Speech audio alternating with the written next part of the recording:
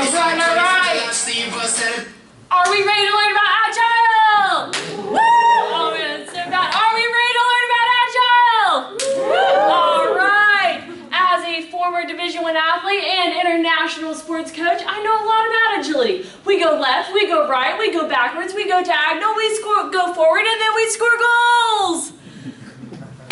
But that's probably not the type of Agile that you're thinking of. Everyone, I want you to put your finger high up in the air. I want you to point to a spot at the ceiling. And I want you to imagine that we are looking at an analog clock and you're pointing at the 12. I want you to slowly trace that clock clockwise. Go to the 1, 2, 3. Should be about the 6. Go about the 9 and back up at the 12. I want you to continue tracing that clock, keeping and slowly bring your finger down. Keep on looking up. You should be about your nose now, about your chin. Keep on looking up. Should be about your chest. And I want you to look down. Are you still going clockwise? You should be going counterclockwise. What's the difference between us going clockwise and counterclockwise? This isn't a magic trick. What's changed? Perspective. Perspective, absolutely. Agile can mean a lot of things, depending on our perspective. Agile can be applied in software development. It can be applied in sports. It can be applied in human resources. It can even be applied in our family vacations. It requires us to take a shift in our perspective. So I challenge you today to lean into these ideas, even though they might be a little bit uncomfortable, because I believe that as we change our paradigm, we can truly disrupt our organizations and change our world. So what is the deal with Agile? Why do we desire to be an Agile company? Why do we embrace this? See, we were Agile in the very beginning. In our genesis, we were very Agile as we were creating our processes and our procedures and our hierarchies. And as we perfected our best practices, our best processes, and our best methods and our best ways of working, we began to perform and perform and perform and perform with our existing and established norms. And this is where we got a little bit stuck in development. It's almost as if in 2001, we had a massive level, macro level, industry level retrospective. And we began to ask, what's working, and what can we do a little bit better? And so, for me, while Agile may look a little something like this, in 2001, we had a massive 2001 retrospective. This is where the Agile Manifesto came into play. Now, as a speaker that has the innate desire to be loved, I've been told that bringing gifts help. So, this is a Play-Doh A that I have made. I worked with my sister on it. We spent quite some time discussing what color we wanted, what shape we wanted. You can see we've worked on creating the right texture, the right angles. I am going to give this to you. Hold on, it's very fragile. Okay. I'm going to have you hold on to that for just a minute. Do with it what you will. I'm going to come back to you in just a few minutes. Don't worry, it's not the only one. I have something else.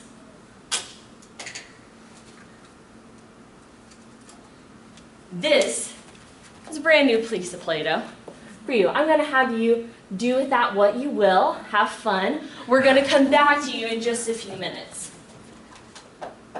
So again, in 2001, we had a massive macro level retrospective, and this is what we decided. We decided that we wanted individuals and their interactions over processes and tools. So this is when we came up with the idea of people over processes, responding to change over following a plan. And these are all really good ideas. The ideas here is that we can overcome corporate functions so that we can deliver our products in a more efficient and effective manner. But in my greatest act of Agile heresy, I have to suggest the possibility of an alternative word within this manifesto. And that's that we replace the word over with the word ownership. It changes the manifesto to look something like this. rather than having people over processes, we're having people owning our processes. We have results-owned documentation. We have customer collaboratively owned contract negotiations, simply meaning that we're putting the relationship above the contract. And we're responding to change of an owned plan. While this might simply be a matter of semantics, it really does change our approach and our perspective towards Agile. See, it's not a huge deal if we're changing a plan if we own the plan, correct? This is whenever we're asking, are you walking the dog, or is the dog walking you? Right? Are you controlling the steps, the pace, the direction, how you are moving forward within your projects? And this can truly change our approach in how we work. Because if you don't own something, you'll be more feeble in its handling. If the process owns you, you are at its existing mercy. But if you truly own something, you have the ability and the freedom to act more boldly and more innovatively within your organization. A lot of times whenever we come to our organizations, we do have existing processes, existing methods, existing ways in which we work. And sometimes it can be as if we come in and someone says, hey, this is our process. We've worked a long time on this. Hold on to it and be a good steward. But as a leader and as a team member, it's not our responsibility to hold. It's our responsibility to mold. And we cannot effectively mold if we do not truly own something. Notice, what's your name, sir? It's Hi. Hey, hi, hey, hi. Hi has had something extremely moldable in his hand the entire time. I said do with it what you will. It's actually a really terrible looking A. Not that bad. It could be an A for Agile, an A for my name, A for Vanderburg, but you've had the possibility to mold it and create it into something even better. Yeah. Whereas, I'm so sorry, what is your name? Joyce has made a really legit GDG, so she has tripled the letters that I have made in this short time. So a lot of times whenever we come to organizations, it's not our responsibility to hold, it's our responsibility to mold. And we must be able to own our processes so that we can mold better than ever before. Ownership is really the foundation of Agile. We owned our processes in the beginning, and it's time to take ownership once more. Now, you might be thinking, well, that sounds all good and fine, but as an organization, as a team, how do I increase, I'll take that A back, you've done such a great job of holding it, thank you. How do we increase our ownership within our organization, within our teams? This all sounds good and fine, but what's the first step? How do we transform that culture? Well, lucky for you, I actually just came back from a conference on the East Coast, and I came across a best practices manual. So what I'm going to do now is I'm going to split this room into two. I'm going to talk to this side of the room first. I'm going to have everyone stand up. And like any great speaker, I'm going to read directly from the board for a moment. According to this best practices manual, we need to stand with our feet perfectly in line with our shoulders. Our toes are going to be pointed to the left. We're going to put our shoulders back, our elbows pointed outwards, our hands near our chest in a position as if to perform a push-up. We're going to have open palms. Come on, Hi. We're going to have open palms. We're going to keep our fingertips loose, ready for our jazzy fingers. We're going to have our eyebrows lifted high to expose those headlines. We're going to put our mouth in a perfect O shape. And at the designated time, meaning the count of 3, we will perform steps 10, 11, and 12 all at the same time. As the designated time, we're going to lift up and down on our toes, repeating rapidly. We're going to bring our hands together, keeping our fingers in perfect sync, which will result in a clapping noise, and then immediately bring our hands apart, repeating that rapidly. And at the designated time, we are going to exert a woo and woo sound. Are you ready? All right. Hold on, those aren't jazzy fingers. Okay, ready? 1, 2, 3. Woo! Woo! And stop. Very good. Thank you so much. You guys can have a seat. You guys are such great sports. Let me ask you, what were we doing? I heard 2 answers. What did you say? Making goofy fools of ourselves? Making goofy fools of ourselves. Well, why were you doing that? Following instructions. Following instructions? Okay. Where was your focus? Were you looking at each other, looking at me, looking at the other people? What were you focusing on? I was looking at the instructions. Looking at the instructions? So if you had to do this again, what would you do to do better? How would you improve in completing the best practices manual? Do an animation, a visual animation Okay. of these steps right here. Okay. That's a good, yes. Have you role model it? Have me role model it? Yeah. Okay. I can do that. Get the other side of the room to do it too. Oh, they're gonna have their chance. You just wait. Okay, awesome. All right, thank you so much. I'm gonna have you guys sit back for just a moment. It is their turn. We're gonna come back to you in just a moment. So this side of the room, this team did pretty great, didn't they? They did everything I asked. We're gonna show our appreciation for, I'm gonna call you team 1. We're going to show our appreciation by cheering as loudly and as rambunctiously as we can with the goal of putting a smile on every single one of their faces. Are you ready? Are we going to stand up to do that? Yeah, let's go ahead and stand up on the count of 3. Ready? 1, 2, 3.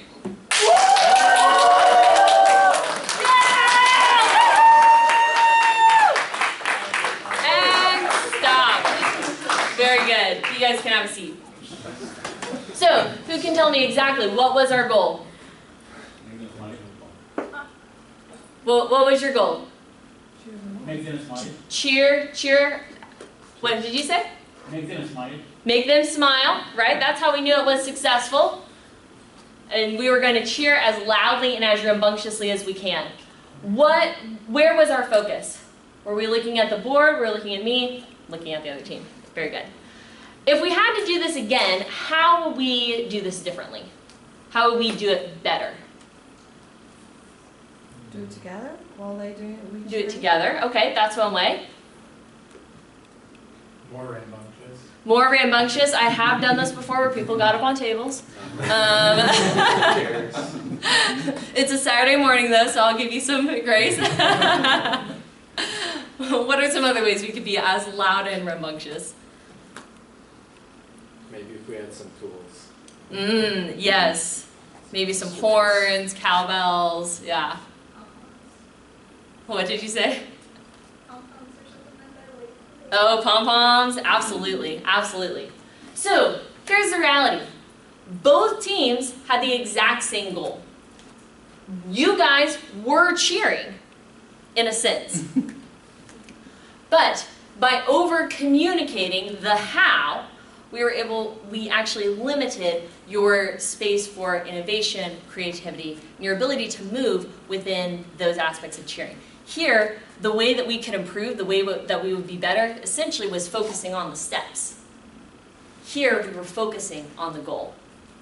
A few years ago, I quit my job in corporate America, and I went to become the only American, only female, and only blonde Academy sports coach, Academy football coach for the Adidas Game Day Academies and Paris Saint-Germain Academies in Bangalore, India, to coach widely the first generation of athletes on both an elite and a grassroots level. I coached about a dozen teams, mostly boys with a few girls, ages 6 to about 16. And as I got off the plane, I discovered that Kevin Durant had left Oklahoma for Steph Curry on the same day that I had left Oklahoma for Indian curry. And I also discovered that our team was operating under a very command-obey dynamic. Oftentimes, our players would come to sessions and they would stand in a line, kick a ball, wait for instruction. They would come to session, they would stand in a line, kick a ball, wait for direction. They would stand in a line, kick a ball, wait for feedback. And while this may have been the most efficient way to teach a skill, how do you think that this applied in a game scenario? Not too well. In my second week with the Academy, I went up to Europe for one of our international tournaments, and I noticed that our players, within the course of a game, would kick the ball perfectly, exactly the way that we taught them, but before the play was even over, they would turn to the sideline to the coach for further direction and feedback. They had mastered the task, but they didn't quite understand how it applied to the overall game scenario. While it might be easy to think of this as simply a foreign academy in sports with kids, how often do we go to work, receive a task, and wait for instruction? Oftentimes, whenever I am working with organizations, I hear them say, Amber, I want to increase our creativity, our innovation, our leadership, our collaboration, our agility, our ownership within our culture. And this is where I say, stop. Stop commanding the how and start clearly communicating the what and the why. Because what you do is you have players that are doing this. And we want to have them be more creative or focused on our goal and give them the freedom and the ownership to do something uniquely better. Now, obviously, there were aspects of the game and there were aspects of the industry that couldn't really change, right? In the same regard, whenever I work in healthcare and energy and technology, there are aspects of the industry and aspects of the company that we can't change. But I found that no matter the industry, everywhere that I've gone, there's at least 4 major opportunities for ownership. And these opportunities for ownership make up the uniquely better aspect of a team. These 4 opportunities can make up the competitive advantage of a team. And it looks a little something like this. The 4 opportunities for ownership, that's me with my kids, are within the processes, methods, projects, and roles. An application, it looked a little something like this. Rather than stand in line, kick a ball, wait for instruction, we would provide challenges. So from here, kick the ball to knock down those 3 cones. Because in order to do that, you're going to have to kick with power and precision. And in a game scenario, whenever you pass, whenever you kick, whenever you shoot, you're also going to have to kick with power and precision. So how are you going to do that? From challenges like these, I saw some of the most heated debates I'd ever seen amongst 7-year-olds, trying to decide if the best way to kick the ball was with the infoot or with the laces. In reality, both ways were right. And so rather than commanding one specific tool, we were able to expand our toolbox of resources to 2 different ways. In the same regard, whenever we're working with clients, it's important that we find out what they actually want and why they want it, and then take those opportunities for ownership within our how.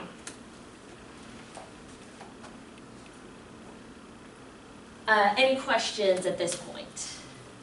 No. Okay. So Yes. how much flexibility do you have in terms of opportunities for role changes? Because sometimes, depending on your job, you have a defined job description, and typically some people don't like you to move beyond those job descriptions. Mm-hmm. How do you kind of address those sort of challenges when your job is defining the type of roles you play, and you want to be either expanding your role to kind of provide these sort of opportunities for ownership, but how do you mitigate or have that conversation? Absolutely, that's a great question. I actually just got that question last week. I was working with a different software company. So first thing that I do is I identify what real, so we call this the circle is your space for ownership. And you don't want to go outside that circle. We defined what the real circle was and what the implied circle was. Okay. Right, so there are 4 major circles that that can exist. So the first one is, of course, within government rules, regulations. You know, if you go outside of that circle, you're probably going to go to jail. You don't want to go outside that. The next one would be within the industry. So you might not go to jail, but you'll probably lose your job or your license. Don't want to go outside that. Those 2 circles are very real. Next, you have more implied circles. And so that can be, first off, within your organization, within your team. within your leadership. Those can be adjusted, but it is going to take a little bit of time. It is going to take a little bit of time, right? So you need to work with your leadership and explain and make a case for expanding the circle or shrinking it, right? And then the last area of an implied circle would be within yourself, right? So, so actually just last week I was working with a software developer that said, hey, I can't do this, this isn't outside my realm. And what happened is we actually went and spoke with the project manager, and he said, absolutely. You can totally go outside that circle. That was something that you imposed upon yourself. So a lot of times we have to define, what is a real circle and what is implied. Absolutely. And then we have that space within these opportunities for ownership. Because agility at its foundation is this ownership. Now, of course, you cannot be agile simply on your own. We cannot be agile simply on our own accord. If you want to make a team more agile and your organization more agile, it's going to require more than just yourself. Generally, if you want to do something bigger than yourself, you're going to have to require more than yourself. In the same regard, if you can achieve your dreams all on your own, you're probably not dreaming big enough. So, the first thing that I do whenever I implement a change strategy for making a culture more agile is build relationships with others. Now, I can sit here and talk about it, but that's no fun. This is the time that we're going to take a moment to build relationships with one another in the room. So, I heard from both sides we wanted to include everyone, so we're going to do that now. I want everyone to stand up. I'm going to give you, let's see here, 45 seconds. Keep track of how many people you meet, because there will be a prize at the end. I want you to meet as many people as you can. Ready, go. Jerry? Yes. Jen, Jerry.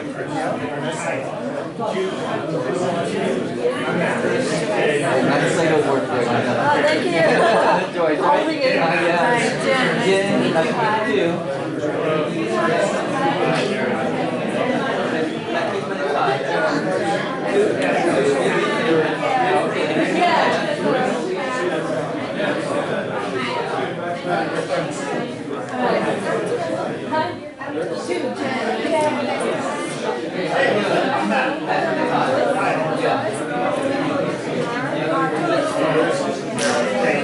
And stop. Stop meeting people. All right. Stop meeting people. All right. Keep that number in your head. This time, I still see me. Keep that number in your head. It's a competition, folks. Keep that number in your head. This time, there is one person in this room that has a purple flower pinned to their clothing. No, I see people looking around. Hold on. This time I'm going to give you time to still go around, meet as many people as you can, but try and find the one person in this room that has a purple flower pinned to their clothing. If you find that person, keep it to yourself. Don't be a spoiled sport. Don't want to ruin it for everyone. We'll meet back here in just a couple minutes. All right? Ready? Go.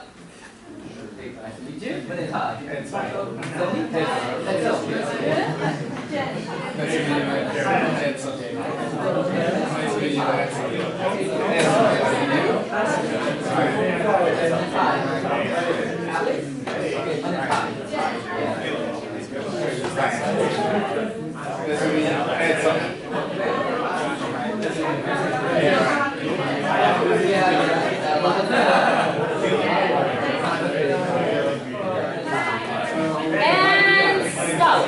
Hi, I'm Amber. I don't have anything on. I don't have the purple flower. Oh, you gotta keep it to yourself. Hold on. All right, and stop. All right, last one. All right, so keep that number in your head. If you found the person with the purple flower, keep it in your head and do one more challenge. This time, I want you to greet someone as if you are reuniting with a long-lost friend. Okay? Ready? Go.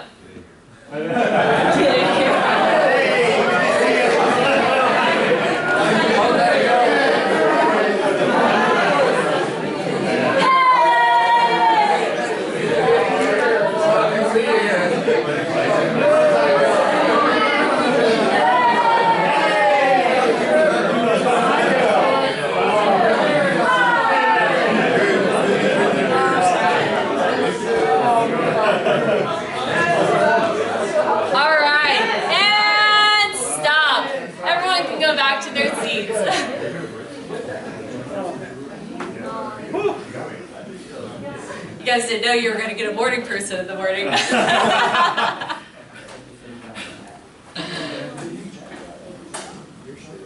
All right.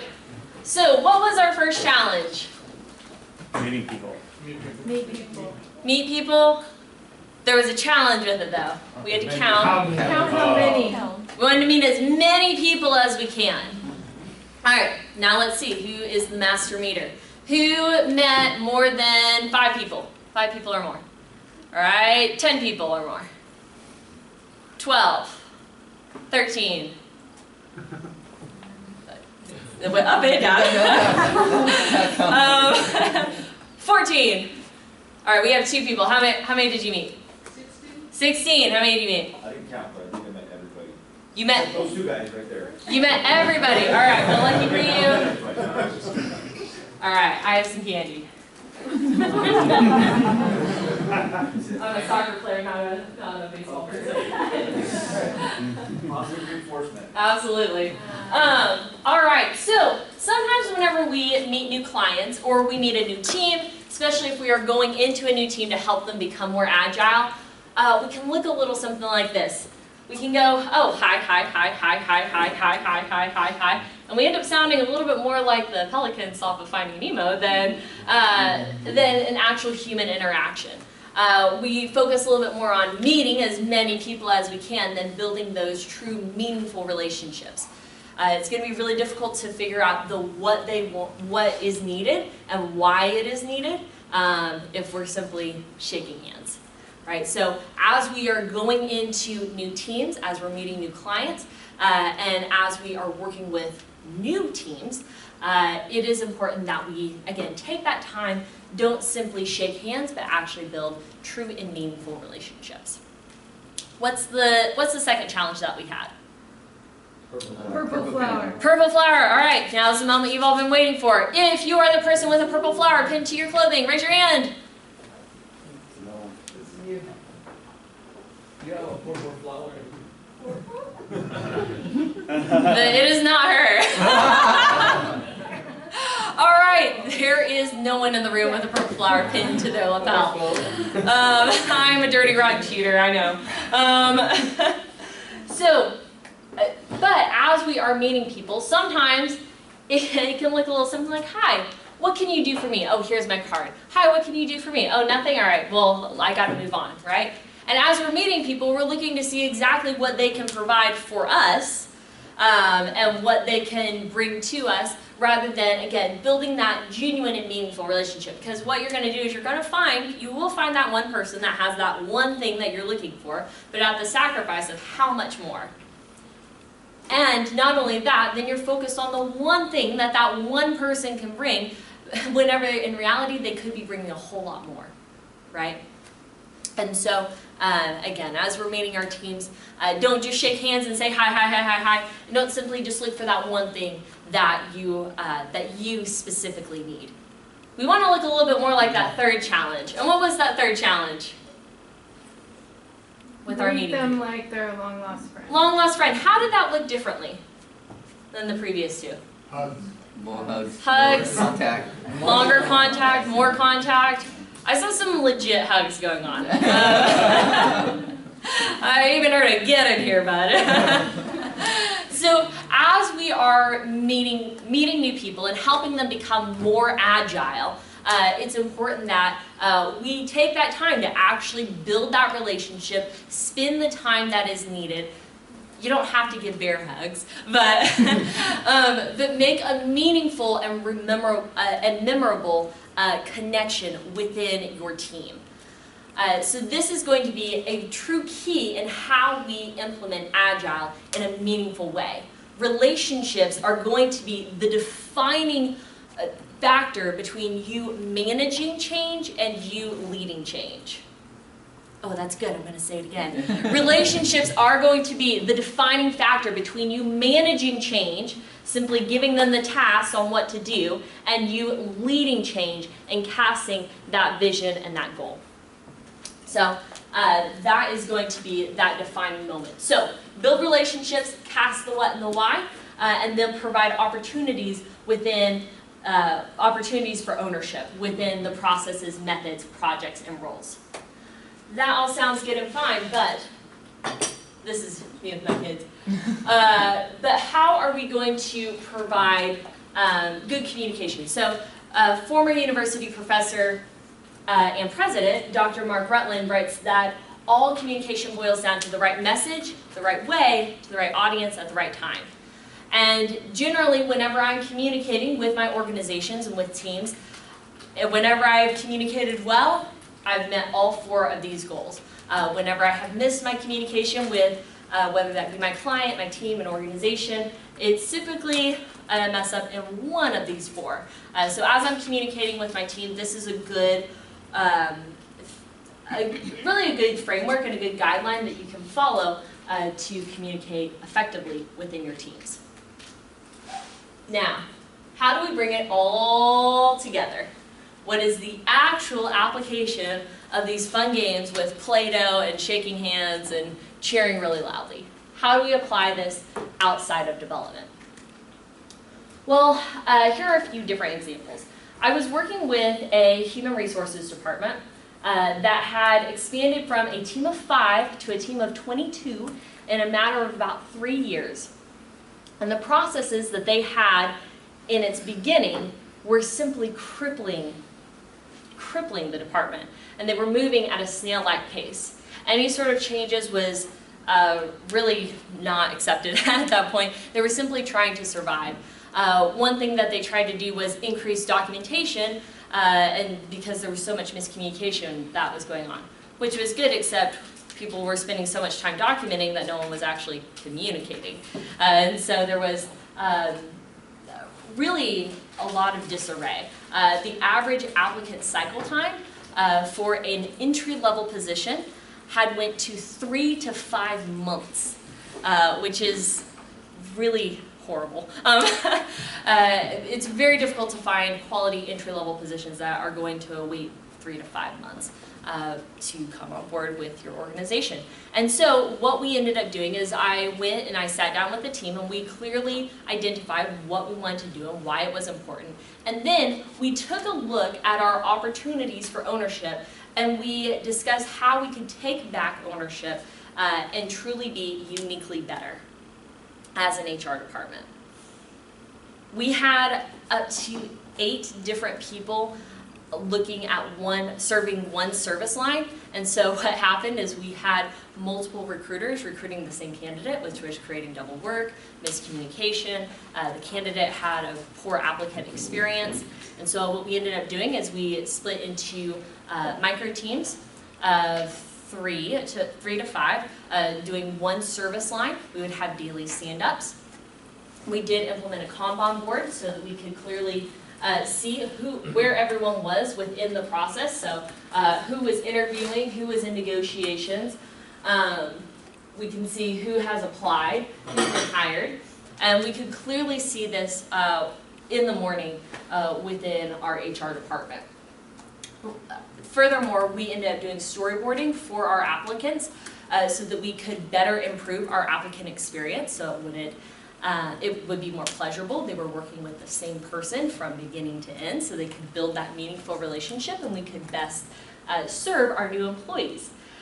With that, we were also able to share better ideas on how to improve that experience, and we were able to cut that applicant cycle time from 3 to 5 months to 3 to 5 weeks. We are still working on that, hoping to get it down a little bit more, hoping about 2 to 3 weeks. Is what we are currently working on. So these are simple things that we did within our organizational dynamics and within our organizational physics to best serve our customers and to better move as a company, right? So beforehand, any sort of movement, any sort of changes to our processes were pretty catastrophic. Now we have the ability to move and move more quickly. This doesn't just apply to for-profits. I was working with a nonprofit. This is one nonprofit that I was working with, and they had a goal to change the world, right? They wanted to really serve a lot of people, and To say it was scope creep, I think would be an injustice. It was more like scope invasion. So they had about 5 projects that they wanted to do. It had expanded to 73 different projects and initiatives that they were actively working on. And that was within the course of about 6 months. And none of them had been completed. And so what we did is we sat down and again, we asked what and we asked why. What exactly do we want to do? Why is it important? And then we created our OKRs. So we said, okay, we're only going to take on a minimum of 1, maximum of 5 projects at a time. We were able to sprint within those projects and actually complete them. At the end of every project, we did have a pretty in-depth retrospective so that we could identify what was working, what was not, how we could be a little bit better. And we were able to slowly but surely take on more, complete our projects one at a time, and tackle each initiative and each project as it saw fit. So we've talked about in for-profit and with nonprofit, but honestly it doesn't have to be within an official organization at all. I was working with some of my friends about 6 months ago. We planned a trip for 5 different people, all living in different parts of the United States, all with different professions from different backgrounds, that we're all going to go to Thailand for a month. This obviously required a lot of planning. It was probably one of my greatest planning feats. And it required a lot of planning. But as we were going to Thailand, as we were in Asia, we didn't want to just have a strict plan, because what happened is if we missed a bus, which we did, and if we missed a train, which we also did, we never missed a flight though. It required us to be a lot more flexible within our plan. And so this truly was a true example of us having a plan, but taking ownership of the plan. So rather than following the strict plan, we were able to make changes more quickly and more effectively. A few ways that we did that was we did have stand-ups at the beginning of every morning of our holiday. So we gathered around in a circle and we said, okay, these are the things that are going on, this is what we want to do, and we made a plan. We had a retrospective at the end of every night, and we said, these are the things that have worked, these are the things that have not, like missing the train and the bus. And we were able to create a plan. Also, within our planning committee, we did have cross-functional roles. So I was the main planner for our hotels and our transportation, but then we had other people that were our planners for our excursions and who we were going to meet and who our contacts were. And so we had a lot of cross-functionality within our planning team, which again required quite a bit of communication and stand-ups as well. So again, this can be applied pretty much anywhere. It can be applied on the soccer field too. What it requires is you taking on a challenge one-on-one, right? So rather than the process owning you, it's you having the ownership and the ability to make changes and to move more quickly. And as you are working with departments and as you are working with new teams, you already know the tools. I'm not going to come here and tell you what a retrospective is or what a time box is or what Kanban is, because you know the tools. But whenever you are explaining this and implementing it in areas outside of software development, it's important that we have that connection, have that relationship, and have the approach that we can implement it the most effectively. Whenever I was coaching in India, I had a young lad, he was about 6 years old, his name was Achintya. He was so excited for his first day of football. He came running out onto the field and he began yelling, "Pass! Pass! Pass!" And I noticed that Achintya was yelling pass even whenever the other team had the ball. And he was yelling pass whenever he was miles away from the action. And he was yelling pass even whenever he had the ball. And so he was running with the ball, going, "Pass, pass, pass!" And so I looked at Achintya, I said, Achintya, why are you going past? And he looked up at me and he said, Samba Mom, I do not know what it means. I only know it is a football word. Sometimes whenever we go into organizations, or sometimes organizational leaders come, and they sound a little bit like my friend Achintya, yelling, agility, time box, Kanban, collaboration, leadership, we can do this! Because, man, we know these are really good words. But if we're not in the right position, if we're miles away from the action, or even if we have the ball and we don't know in which direction we're going, then saying these words and trying to implement these initiatives are not only ineffective, they're actually detrimental to your communication within the team. Eventually, the team's going to tune you out. But if we take the time to build those relationships, to truly ask what and the why, and then we provide meaningful opportunities for ownership within the how, within your processes and your methods and your projects and your roles, then we'll be in a position to yell pass, to receive the ball, to move forward, and to score really big goals. Thank you so much. Do you guys have any questions for me at this time? Yeah. Is it possible to get a copy of the slide? Absolutely. Absolutely. I can send that. Yes, sir. How many different countries have you been to? 32. What was your, I guess,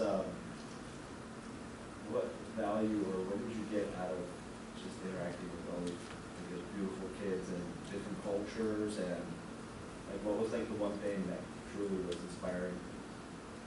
Oh my goodness. Every day was a new inspiration.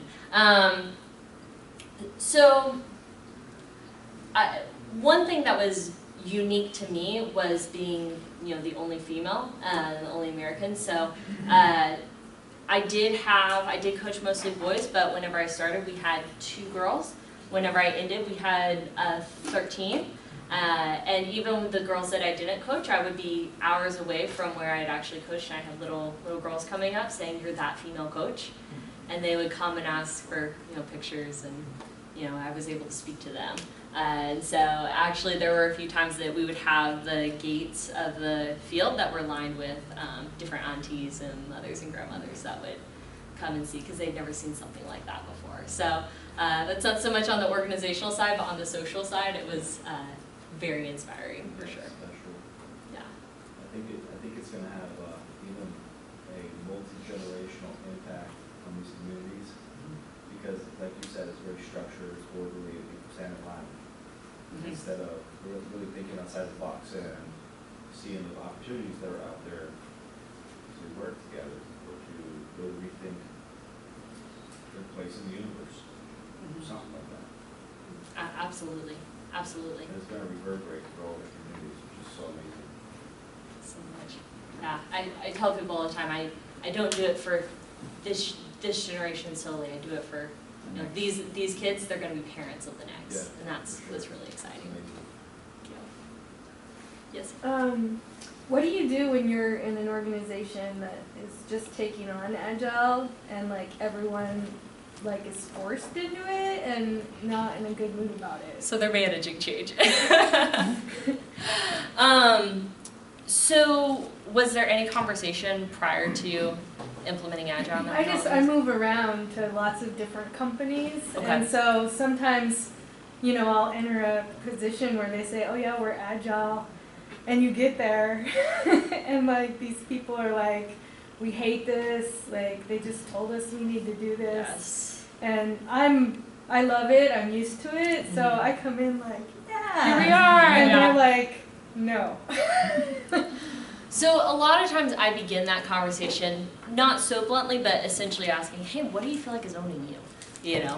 So generally it is people that they are frustrated by a lack of a process or more frustrated with an existing process that won't change. So it's either a process that is perfected but it has no ingenuity. It's a project that's great but not moldable. And so what I do is I begin that conversation by identifying those frustrations. And so instead the approach is more, hey, here's a way that I can help alleviate those frustrations that you have, rather than, hey, here's a new way of working. So it's really more of a service approach, even though what you're actually doing is pretty much the same.